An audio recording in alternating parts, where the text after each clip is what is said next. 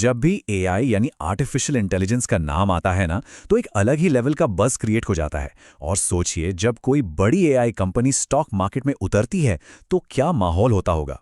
ठीक ऐसा ही कुछ इंतजार था फ्रैक्टल एनालिटिक्स के आईपीओ का। पर कहानी में एक ट्विस्ट आ गया। जो उम्मीदें थी वो पूरी नहीं हुई। तो चलिए आज इसी कहानी की तह तक चलते हैं। तो सवाल यही है कि जब इतना हॉट, इतना चर्चित एआई आईपीओ मार्केट में आते ही ठंडा पड़ जाए, तो इसका मतलब क्या निकाला जाए। आइए इस पूरी कहानी को ना हम नंबर्स और एक्सपर्ट्स की राय के साथ परत दर परत समझने की कोशिश करते हैं। ये जो नंबर स्क्रीन पर है -5.33%, ये एक अकेला नंबर पूरी कहानी कह देता है। सोचिए, लिस्टिंग के पहले ही दिन फ्रैक्टल एनालिटिक्स का स्टॉक अपने इशू प्राइस से इतना 5.33% तक नीचे चला गया। जाहिर है ये वो गिरावट थी जिसने बहुत सारे इन्वेस्टर्स की उम्मीदों पर पानी फेर दिया।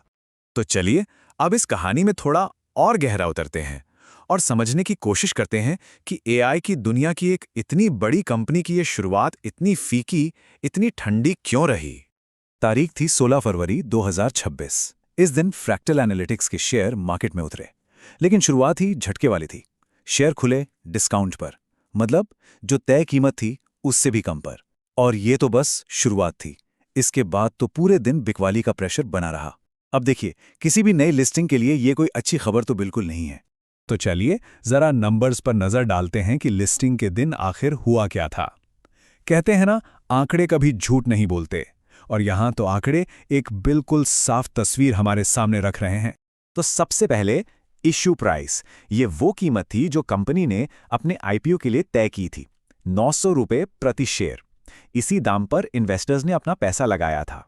लेकिन हुआ क्या, जब मार्केट में ट्रेडिंग शुरू हुई तो शेयर खुला 876 रुपये पर, यानी इशू प्राइस से सीधे सीधे 2.66% कम। इसका मतलब यह है कि पैसा लगाने वालों को लिस्टिंग के पहले ही सेकंड से घाटा होना शुरू हो गया था। और कहानी यहीं खत्म नहीं हुई। गिरावट का सिलसिला चलता रहा और दिन के दौरान शेयर गिरकर 852 रुपये के अपने सबसे निचले लेवल तक पहुंच गया। ये इशू प्राइस से पूरे 5.33% की गिरावट थी, एक बड़ी गिरावट। तो ये टेबल देखिए, एक नज़र में पूरी कहानी साफ कर देता है। शुरुआत 900 रुपये से, लिस्टिंग हुई 876 पर और दिन का लो था 852। मतलब एक सीधा और साफ गिरावट का ट्रेंड, इसमें कोई कंफ्यूजन ही नहीं है। ठीक है, तो स्टॉक के साथ क्या हुआ ये तो हमने देख लिया, लेकिन इस कहानी को पूरी तरह समझने के लिए ना हमें पहले कंपनी को समझना होगा। आखिर ये फ्रैक्टल एनालिटिक्स है कौन, करती क्या है और मार्केट में इसकी जगह क्या है। तो आसान भाषा में समझें, फ्रैक्टल एनालिटिक्स एक एआई और एनालिटिक्स कंपनी है। इसका काम है दुनिया की बड़ी बड़ी कंपनियों को उनके डेटा को समझने में मदद करना, ताकि वो बेहतर बिजनेस डिसीजन ले सकें। अब इनके काम करने का तरीका भी काफी इंटरेस्टिंग है। इनके दो मेन वर्टिकल्स हैं। एक है fractal.ai, जो डायरेक्ट क्लाइंट्स को एआई सर्विसेज और प्रोडक्ट्स देता है, और दूसरा है फ्रैक्टल अल्फा, जो नए नए एआई स्टार्टअप्स को आप कह सकते हैं कि इंक्यूबेट करता है, उन्हें आगे बढ़ने में मदद करता है। तो ये एक तरह की ड्यूअल स्ट्रैटेजी है। और जरा इनके क्लाइंट्स की लिस्ट पर नजर डालिए। Citibank, Costco, Franklin Templeton, Mars, Mondelez, Nestle, Philips, Microsoft, Alphabet, मतलब दुनिया के बड़े बड़े नाम। इससे एक बात तो साफ है, ये कोई छोटी मोटी कंपनी नहीं है। इंडस्ट्री में इसकी पकड़ काफी मजबूत है। लेकिन एक और दिलचस्प आंकड़ा है।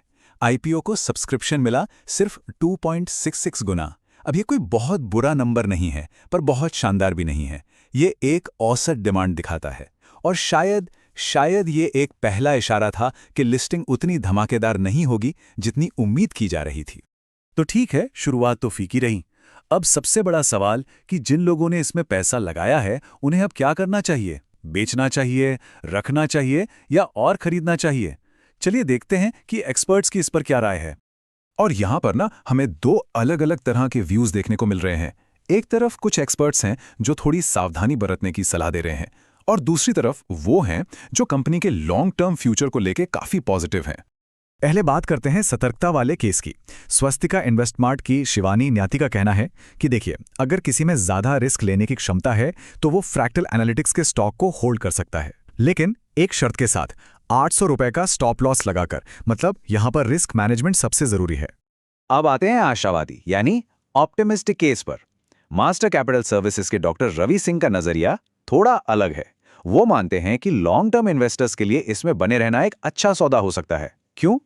क्योंकि कंपनी जिस एआई इंडस्ट्री में है वो खुद ही रॉकेट की रफ्तार से बढ़ रही है। और ये जो चार्ट है ये डॉक्टर सिंह की बात को और भी मजबूती देता है।